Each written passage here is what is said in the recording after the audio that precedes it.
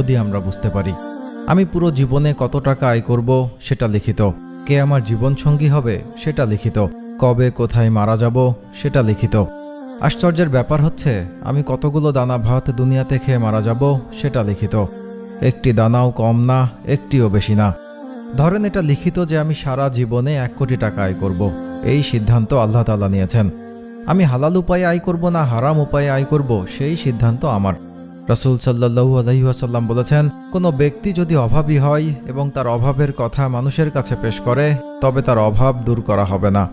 আর কোনো ব্যক্তি যদি তা আল্লাহ তাআলার কাছে পেশ করে, অনতিবিলম্বে আল্লাহ তাআলা নিজ অনুগ্রহে তাকে অভাবমুক্ত করে দিবেন। যদি ধৈর্য ধারণ করি, আল্লাহ তাআলার কাছে চাই, তাহলে হালাল উপায়ে ওই 1 কোটি টাকা আয় করেই আমি মারা যাব। হারাম উপায়ে হলেও ওই 1 কোটি, নাথিং মোর নাথিং লেস।